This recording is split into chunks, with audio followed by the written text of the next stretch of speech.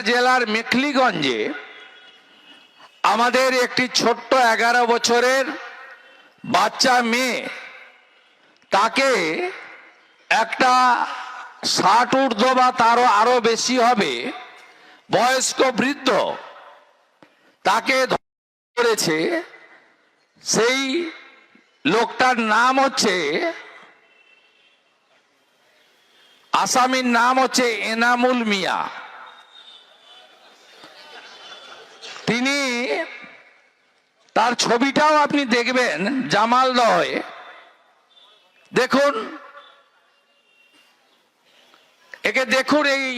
এই লোকটা 11 বছরের, খুঁজলে হয়তো দেখা যাবে এর সঙ্গে রোহিঙ্গা বা বাংলাদেশি মুসলমানদের যোগাযোগ রয়েছে, এবং এরা পশ্চিমবঙ্গটাকে ধ্বংস করার জন্য যা যা করার সব করছে।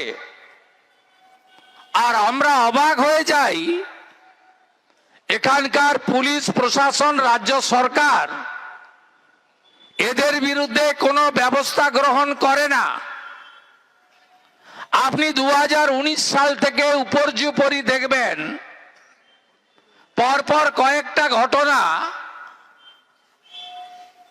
প্রথমে সিএ আইন যখন এলো, তাকে এই মুখ্যমন্ত্রী এনআরসি নাম করে খেপিয়ে দিয়েছিল এদের।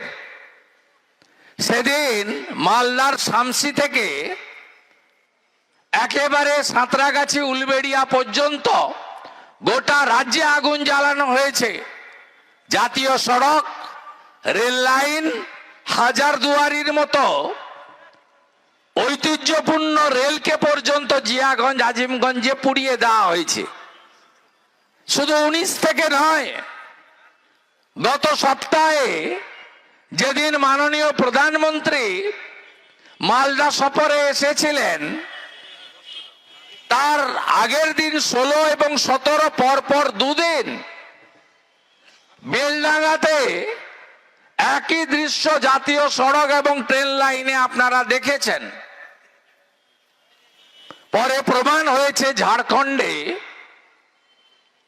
যিনি, যাকে মেরে ফেলা হয়েছে বলে প্রচার করে হিন্দুদের হোটেল ভাঙলো, ট্রেন লাইন ভাঙলো, জাতীয় সড়ক অবরুদ্ধ রাখলো 6 ঘন্টা।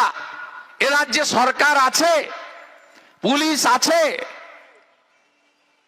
তারপরে গতকাল আরেক তৃণমূলের বর্ধমানের কাউন্সিলরের নেতৃত্বে বর্ধমান রেল স্টেশনে এসআইআর নিয়ে কোথায় কোথায় রেল আটকাও, জাতীয় সড়ক আটকাও।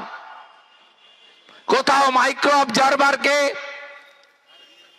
মারছে, কোথাও ধর্ষণ করছে নাবালিকা কন্যাকে, আবার কোথাও ভারতীয় জনতা পার্টির কালনার সোশ্যাল মিডিয়া ইনচার্জ একজনের নাম 3 জায়গায় ভোটার লিস্টে আছে। কালনা পৌরসভার 2টো জায়গায় আছে, আর নবদ্বীপে আছে।